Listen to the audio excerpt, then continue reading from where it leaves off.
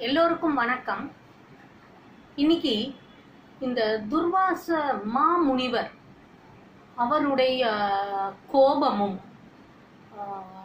சுதர்சன சக்கரமும் இதை பத்தி தான் பார்க்க போறோம்.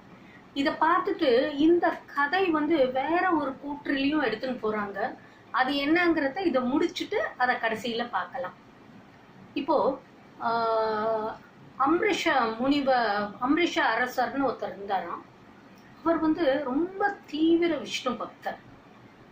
அதாவது ஒவ்வொரு ஏகாதசிக்கும் இந்த பௌர்ணமிக்கு 11வது நாள் வருதுதான் ஏகாதசி. அன்னைக்கு முழு விரதம் இருப்பாரு. முழு விரதம்ங்கிறது எப்படின்னாக்க எதுவுமே சாப்பிட மாட்டாராம்.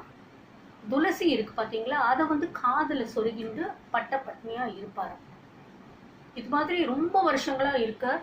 இதற்கு மறுநாள் துவாதசின்னு பேரு. அந்த துவாதசி ரொம்ப விஷ்ணுக்கு ரொம்ப உகந்த நாள். அதாவது இந்த ஏகாதசி அன்னைக்கு முழு பட்னி இருந்துட்டு அந்த துவாதசி அன்னைக்கு கொஞ்சம் சீக்கிரம், அதாவது 7:30 8 மணிக்குள்ளேயே அந்த விரதத்தெல்லாம் முடிச்சுட்டு குளிச்சுட்டு அவர் அந்த சாப்பாடெல்லாம் சாப்பிடணும். இதுதான் அந்த விரதத்தோட விவரம். ஸோ இவர் பல வருடங்களாக இப்படித்தான் இருந்துட்டு இருக்கார். அந்த துவாதசி அன்னைக்கு என்ன பண்ணுவாங்கன்னாக்கா அந்த புளி சேர்க்காம தான் சமையல் பண்ணுவாங்க. இந்த மாதிரி பொரிச்ச ரசம், அகத்திக்கீரை, இது 2 தான் மெயினா அன்னைக்கு பண்றது. ஒரு பாயசமும் பண்ணுவாங்க. அன்னைக்கு ஏதாவது ஒரு ஏழை அது மாதிரி அந்தணர்கள் அது மாதிரி வந்தானாக்கா அவர்களுக்கு விருந்து அழிச்சிட்டு இந்த மன்னரும் சாப்பிட்டுட்டு அந்த விரதத்தை முடிச்சுடணும். இது மாதிரி பல வருடங்களா செஞ்சுட்டு இருக்காரு. இவருடைய பக்திய ரொம்ப விரும்பிய விஷ்ணு பகவான் என்ன பண்றாருனாக்கா இந்த அம்ரிஷ மன்னனுக்கு தன்னுடைய சுதர்சன சக்கரத்தை அவருக்கு வழங்குறார். அது ரொம்ப சக்தி வாய்ந்தது. இப்போ இது மாதிரி பல வருடங்களா இவர் விரதம் இருக்கும்போது ஒரு துவாதசி நாள் அன்னைக்கு காலங்காத்தால இந்த துர்வாச முனிவர் அவர் சில சீடர்களோட இவர் வீட்டுக்கு நாங்கள் விருந்துக்கு வரோம் அப்படின்னு சொல்லிட்டு வராராம். இவருக்கு ரொம்ப சந்தோஷமா இருக்கு.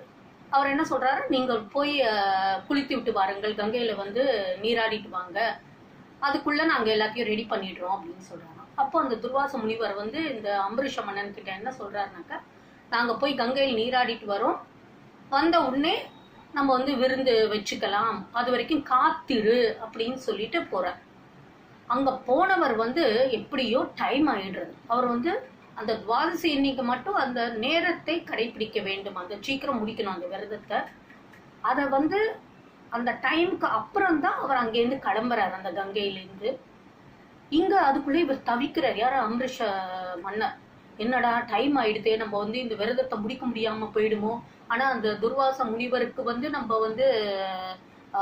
விருந்து கொடுக்காம நம்ம சாப்பிட முடியாது, அது சாப்பிடாம இருந்தாலும் அந்த விரதம் முடிஞ்ச மாதிரி இருக்காது, என்ன பண்றது அப்படின்னு சொல்லிட்டு ரொம்ப தவிக்கிறாரு. ஏன்னா இத்தனை வருடங்களாக அவர் ரொம்ப அந்த பக்தியோட அதை அந்த விரதத்தை கடைபிடிச்சிருக்காரு. இந்த மாதிரியான ஒரு சோதனை வந்துருத்தே, நம்ம எப்ப என்ன பண்றதுன்னு சொல்லிட்டு ரொம்ப யோசிக்கிறாராம். அப்ப கடைசியில, அதாவது அந்த நேரம் முடிகிற டைத்துல அவருக்கு ஒரு யோசனை வருதான். என்னன்னாக்க அவர் அந்த விரதத்தை முடிக்காமலும் இருக்க முடியாது, அதை அந்த விருந்தை தான் அந்த முனிவருக்கு பரிமாறாம சாப்பிட்டாருனாக்கா அதுவும் நல்லது இல்லை. அப்படிங்கறதுனால இவர் ஒரு முடிவுக்கு வர்றாரு. என்னன்னாக்கா இந்த நீர் இருக்கு பாத்தீங்களா, ஜலம், துளசி சேர்த்த அந்த நீரை சாப்பிடுறதுனால எந்தவித பாதகமும் இல்லை அப்படிங்கறத அவர் சாஸ்திர பிரகாரம் அதுவும் இருக்கு, அவர் அதை அறிந்தவர். அதனால என்ன செய்யறாரா, அந்த துளசி ஜலத்தை மட்டும் சாப்பிட்டுட்டு அந்த விரதத்தை முடிச்சுக்கிறாராம். ஸோ இதே மாதிரி முடிச்சுட்டு இவர் காத்துன்னு இருக்காரு அந்த முனிவருக்காக. முனிவர் வந்த உடனே இவர் சொல்றாராம், இது மாதிரி நான் காத்துன்னு இருந்தேன், நீங்க வரல, அதனால நான் துளசி ஜலத்தை மட்டும் சாப்பிட்டுட்டு நான் இந்த விரதத்தை முடிச்சுட்டேன், நீங்க சாப்பிட வாங்கோ அப்படிங்கிற. அந்த முனிவருக்கும் நன்றாகவே தெரியும் அந்த ஜலத்தை சாப்பிட்டதுனால எந்தவித பாதகமும் இல்லை என்று.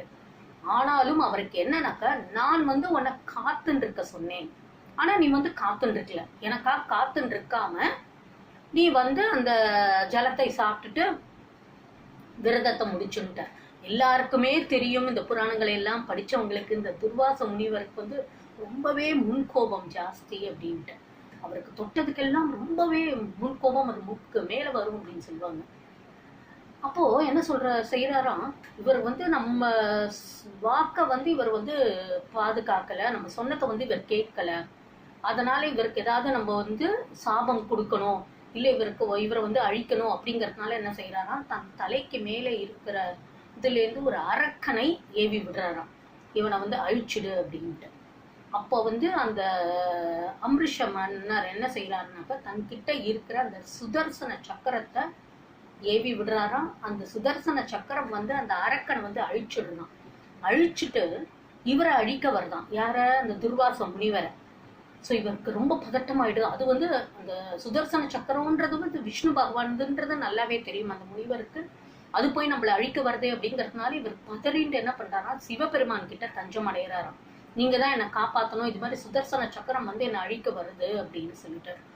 அதுக்கு அவர் சொல்றாராம், இதுக்கும் எனக்கும் சம்பந்தமே கிடையாது, ஏன்னா இது விஷ்ணு பகவான், அவருடைய சக்தியை மீறி நான் எதுவுமே செய்ய முடியாது, நீங்க சரணடையணும்னா நீங்க விஷ்ணு பகவான் கிட்டதான் போகணும் அப்படின்னு சொல்லிட்டு. சோ அவர் என்ன செய்யறாரா, விஷ்ணு பகவானை வேண்டி நிக்கிறாராம். அப்போ விஷ்ணு பகவான் உள்ள தோன்றி அப்ப சொல்றாராம், என்ன ஆச்சு உனக்கு, ஏன் இந்த மாதிரி இருக்கீங்க அப்படின்னு சொல்லிட்டு அந்த முனிவர் கிட்ட கேட்கும்போது சொல்றாரு, இந்த மாதிரி நான் வந்து காத்துன்னு இருக்க சொன்னேன் இந்த துவாதசி இன்னைக்கு, அவரை நான் வரத்துக்கு முன்னாடியே தீர்த்தத்தை சாப்பிட்டுட்டு அவர் வந்து விரதத்தை முடிச்சுட்டார் அப்படின்னு. இவர் வந்து சொல்றாராம், அவர் வந்து என்னுடைய தீவிர பக்தன்னு சொல்லிட்டு உனக்கு நல்லாவே தெரியும். இன்னும் ஒன்று வந்து அந்த துளசி ஜலம் சாப்பிட்டதனால் எந்த வித பாதகமும் இல்லைங்கிறதும் உங்களுக்கு தெரியும், அதையும் மீறி எப்படி நீங்க வந்து அவரை அழிக்க போலாம் அப்படின்னு சொல்றாராம். சரி, இந்த ஒரு தடவை மன்னித்து விடுகிறேன் அப்படின்னு சொல்லிட்டு மன்னிச்சுடுறாராம். இது ஒரு பக்க கதை. இப்போ இதையும் நம்ம வந்து இந்த தசாவதாரத்துக்கு எப்படி வந்து இது லிங்க் ஆகுதுங்கிறத பார்ப்போம். இது வந்து வேற ஒரு கூற்று இந்த கதையில எடுத்துன்னு போறாங்க. அதாவது இது வந்து ஒரு மாதிரி இது வந்து சொல்லப்பட்டிருக்கு, இதையும் மீறி ஒரு கதை சொல்லப்பட்டிருக்கு. அதுல எப்படின்னாக்க, இந்த துர்வாச முனிவரின் சாபத்தினால்தான் விஷ்ணு பகவான் தசாவதாரங்களை எடுக்கிறார் அப்படிங்கிறது ஒரு வரலாறு இருக்கு.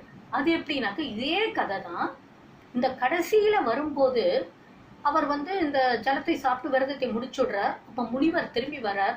அப்ப அந்த முனிவர் வந்து பயங்கர கோபத்துல இருக்கார். அதாவது நான் வந்து உன்னை காத்திருந்து சொல்லும் போது நீ காத்திருக்காம நீ உன் விரதத்தை முடிச்சுட்ட அப்படிங்கறது அவருக்கு சாபம் இடுறதுக்காக இவர் வந்து ரொம்ப தீவிரமா இருக்கும் போது அந்த மன்னர் வந்து விஷ்ணுவை வேண்டி நிக்கிறாராம். இந்த மாதிரி நீங்க தான் என்னை காப்பாற்றணும், நான் என்ன செய்வேன், நான் அறியாம செஞ்சுட்டேன், நான் உங்க மேல இருக்கிற பக்தினால இந்த விரதம் விட்டு போயிடக்கூடாதுங்கிறதுனாலதான் கடைசி நொடியில வந்து நான் இந்த மாதிரி துளசி ஜலத்தை சாப்பிட்டேன், அதுவும் அது பாதகம் இல்லை அப்படின்னு நல்லா தெரிஞ்சுட்டு தான் நான் சாப்பிட்டேன், என்ன நீங்க தான் இந்த சாபத்துல இருந்து எப்படியாவது நீங்க வந்து என்னை காப்பாற்றணும்னு சொல்லிட்டு வேண்டி நிற்கிறாராம். அப்ப விஷ்ணு பகவான் தோன்றாராம் இவங்க முன்னாடி. அப்போ வந்து அவரை கேட்கிறாராம், என்ன வேணும் அப்படின்னு சொல்லிட்டு துர்வாச முனிவர் கிட்ட. அப்ப துர்வாச முனிவர் சொல்றாராம், நான் வந்து இவருக்கு நான் சாபம் கொடுக்கறதுக்கு தயாரா இருக்கேன், அப்ப ஏன் நீங்க வந்து அந்த சாபத்துல இருந்து இவரை தடுக்கிறீங்க அப்படின்னு கேட்கிறாராம். அப்ப அவர் சொல்றாராம், இவர் வந்து என்னுடைய தீவிர பக்தர், நீ ஒண்ணு செய், நீ உனக்கு சாபம் விடணும், அந்த சாபத்தை அவருக்கு விடுறதுக்கு பதிலா எனக்கு விடு, நான் அதை ஏத்துக்கிறேன் அப்படின்னு சொல்றாராம். அப்ப துர்வாச முனிவர் யோசிக்கிறாராம், என்னடா இது, இந்த விஷ்ணு பகவான் வந்து இப்படி கேட்கிறாரே, இவர் கேட்கறதுல ஏதோ ஒரு உள்நோக்கம் இருக்கு, அது ஒரு நல்லதுக்கு தான் இவர் கேட்கிறார், அதனால நம்மளும் ஒரு நல்ல விஷயத்துக்கே இதை பயன்படுத்திப்போம் அப்படின்னு சொல்லிட்டு என்ன சொல்றாருனாக்கா, இந்த பூலோகத்தில் எப்பப்பெல்லாம் வந்து அதர்மங்கள் தலை தூக்கி நிக்கிறதோ அப்பெல்லாம் நீங்க வந்து ஒரு அவதாரம் எடுத்து இந்த லோகத்தை க்ஷேமமாக இருக்க நீங்க தான் காப்பாற்றணும், ஒரு மனிதர் அவதாரம் எடுத்து நீங்க தான் வந்து ரட்சிக்கணும் அப்படின்னு சொல்லிட்டு சாபம் விடுறாராம். அதனால தான் அதனுடைய பலனாகத்தான் விஷ்ணு பகவான் இந்த தசாவதாரங்களை, அதாவது இந்த 10 அவதாரங்களையும் எடுக்கிறார் அப்படிங்கிறது இன்னொரு கதை. அதாவது மச்ச, கூர்ம, வராக, நரசிம்ம, வாமன, பரசுராமர், ராமர், பலராமர், கிருஷ்ணர், கல்கி, இதுல இந்த 9 அவதாரங்களை எடுத்து முடித்து விட்டார். இந்த கல்கி அவதாரம் மட்டும்தான் இந்த கலியுகத்துல இருக்கு, அது மட்டும்தான் பாக்கியாக இருக்கு. அதை பத்தி தான் இப்ப நிறைய பேசிட்டு இருக்கோம். இப்போ அடுத்த வீடியோல நீங்க பார்க்க போறது வந்து கிருஷ்ணர் வந்து பாண்டவர்களுக்கு இந்த கலியுகத்தை பத்தியும், இந்த கல்கி அவதாரம் எந்த மாதிரியான சூழ்நிலையில கலி பகவான் தோன்றுவார் அப்படிங்கறத பத்தியும் பார்க்கலாம். தொடர்ந்து பாருங்க. சப்ஸ்கிரைப் பண்ணாதவங்க சப்ஸ்கிரைப் பண்ணுங்க. கூடிய விரைவில் உங்களை வந்து சந்திக்கிறேன். அது வரைக்கும் நன்றி, வணக்கம்.